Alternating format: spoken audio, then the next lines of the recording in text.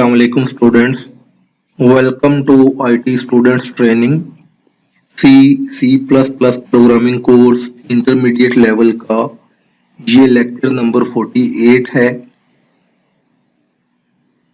Students, हमने static memory allocation के बाद डायनामिक मेमोरी एलोकेशन के रिलेटेड 3-4 जो लेक्चर्स हैं वो कवर किए हैं। हमने देखा कि स्टैटिक मेमोरी एलोकेशन के जो ड्रॉबैक्स हैं उनको डायनामिक मेमोरी एलोकेशन कैसे ओवरकम करती है। डायनामिक मेमोरी एलोकेशन में हमने कुछ फंक्शन पढ़े, जिनमें से 2 फंक्शन थे जिनको यूज करके हम मेमोरी रिजर्व कर सकते हैं, जिनमें कैलॉग और मेलॉग फंक्शन थे। उसके बाद हमने एक फ्री फंक्शन पढ़ा जिसके जरिए हम मेमोरी जो हीप से हमने एलोकेट की होती है वो रिलीज कर सकते हैं। और फिर एक रीअलॉक फंक्शन हमने पढ़ा था जिसके जरिए हम एडिशनल मेमोरी हीप से ले सकते हैं। स्टूडेंट, ये बात मैं बार बार कह रहा हूं कि ये बात आप मेमोराइज कर लें कि जो स्टैटिक मेमोरी एलोकेशन होती है वो स्टैक से होती है और जो डायनामिक मेमोरी एलोकेशन होती है वो हीप से होती है। तो जहां हीप से मेमोरी एलोकेशन के या डायनामिक मेमोरी एलोकेशन के इतने सारे एडवांटेजेस हैं, वहां पे कुछ रिस्पॉन्सिबिलिटीज भी आ जाती हैं। रिस्पॉन्सिबिलिटीज ये हैं कि जब आप मेमोरी एलोकेट करते हैं तो ये मेमोरी आपको खुद रिलीज भी करना पड़ती है। ठीक है, अगर आप इस मेमोरी को रिलीज नहीं करते तो बहुत से इश्यूज जो है वो पैदा हो जाते हैं। आज हम इस लेक्चर में हम ये देखेंगे कि डायनामिक मेमोरी एलोकेशन में कौन कौन से प्रॉब्लम हो सकते हैं, जिनमें फर्स्ट वन है मेमोरी लीक। मेमोरी लीक क्या होती है इसको हम देखते हैं। मेमोरी लीक मींस अनरेफरेंस्ड मेमोरी, ऐसी मेमोरी जिसको कोई पॉइंटर भी पॉइंट नहीं कर रहा। For example, we allocate memory by calling calloc-malloc function and get pointer in return. आपको पता है कि जब calloc-malloc फंक्शन कॉल करके मेमोरी हीप से ली जाती है तो ये फंक्शन एक पॉइंटर रिटर्न करता है जो उस मेमोरी के स्टार्टिंग पॉइंट को पॉइंट कर रहा होता है। However, it is found that this pointer does not exist anymore. किसी भी वजह से ये जो पॉइंटर हमें रिटर्न हुआ है ये पॉइंटर हमसे लास्ट हो जाता है, या पॉइंटर ये मौजूद नहीं रहता, या इस पॉइंटर में कोई और वैल्यू आ जाती है, कोई और एड्रेस आ जाता है। तो फिर क्या होता है? What will happen to the memory we had allocated. अभी हम मेमोरी एलोकेट तो कर चुके हैं, ये मेमोरी हमारे प्रोग्राम को मिल गई है, लेकिन अभी हम इस मेमोरी को कैसे यूज कर सकते हैं जब हमारे पास पॉइंटर ही नहीं रहा। This memory is unreferenced and no pointer is pointing to it, so we can't use it. Now this reserved memory is useless because neither this program nor other program can use it. अभी दूसरे programme इसलिए use नहीं कर सकते क्योंकि ये हमारे programme को एलोकेट हो चुकी है।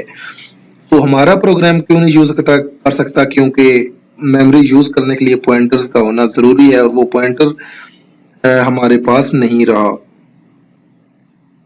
This phenomena is called memory leak. इसको मेमोरी लीक कहा जाता है। If this occurs frequently, then heap would be filled and our program will crash and then PC would stop running. तो स्टूडेंट, ये अगर डेफिनेटली जो मेमोरी हीप से मिल गई ये अभी कोई प्रोग्राम यूज नहीं कर सकेगा। इसी तरह अगर ये काम फ्रीक्वेंटली होता रहे, मीन के दूसरे प्रोग्राम्स भी चल रहे हैं तो उनमें भी इस तरह का मेमोरी लीक का इशू आता रहे, तो होता क्या है कि जो हीप की जितनी भी मेमोरी है वो ऐसा इस तरह लीक होना शुरू हो जाती है। तो जब ये अगर ज्यादा मतलब फ्रीक्वेंटली हो तो वो हीप की जितनी भी मेमोरी है वो सारी की सारी फिल हो जाती है। तो डेफिनेटली जब मेमोरी हीप में रहती ही नहीं है तो जो भी प्रोग्राम चल रहे होते हैं वो डेफिनेटली बार बार हीप से मेमोरी लेते हैं। तो जब हीप में मेमोरी रहती ही नहीं तो वो प्रोग्राम फिर नहीं चल सकते, तो प्रोग्राम क्रैश हो जाते हैं सारे के सारे प्रोग्राम। और फिर ये होता है कि हमारा पीसी भी जो है वो पीसी की रनिंग भी स्टॉप हो जाती है और पीसी हमारा जो है वो हैंग हो जाता है। Now we have to restarted PC to refresh the mem. ठीक है, तो रैम को फिर रिफ्रेश करने के लिए हमें पीसी को रिस्टार्ट करना पड़ता है। जब रैम रिफ्रेश होती है तो उसके बाद रिस्टार्ट के बाद जो हीप है वो सारी खाली हो चुकी होती है। This is why our program start hurting after long running. तो आपको पता है कि अगर हमारा लैपटॉप या पीसी 3-4 दिन के लिए कंटिन्यू ऑन रहे तो उसके बाद वो ऐसा ऐसा स्लो होना शुरू हो जाता है, और एक पॉइंट ऐसा आता है कि जब वो हैंग हो जाता है, मजीद वो रन नहीं होता। तो ये सिर्फ इस वजह से होता है, जो मेमोरी लीक का इशू आपने आज स्टडी कर लिया है। तो उसको मैं आपको जो है पिक्टोरियली बताऊंगा कि ये कैसे होता है। फॉर एग्जांपल आपकी ये रैम है और इसमें ये हीप है, ये जो एरिया है ये हीप का है। ठीक है, ये यहाँ से स्टार्ट लेके यहाँ तक हीप है। फॉर एग्जांपल आपने मेमोरी रिजर्व की, आपको कैलाक और मेलाक फंक्शन के जरिए यहाँ से मेमोरी रिजर्व हुई, और इस यहाँ पे आपको एक जो पॉइंटर है वो रिटर्न होके आ गया। अभी आपने जब भी इस मेमोरी को यूज करना है, डेफिनेटली आप इस पॉइंटर के जरिए इस मेमोरी को यूज करेंगे।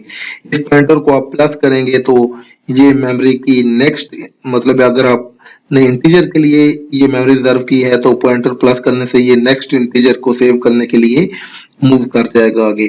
तो इस तरह ये पॉइंटर को हम यूज करते हैं। ये पॉइंटर अभी अगर किसी भी वजह से हमारे पास नहीं रहा, इसमें बहुत सी रीजन हो सकती हैं कि ये पॉइंटर जो है इसमें कोई और वैल्यू चली गई है, ये पॉइंटर जो है ये डिलीट हो गया है, या कोई भी रीजन है। जब ये पॉइंटर नहीं रहा तो डेफिनेटली ये जो मेमोरी हमने एलोकेट की है इसको हम यूज नहीं कर सकते।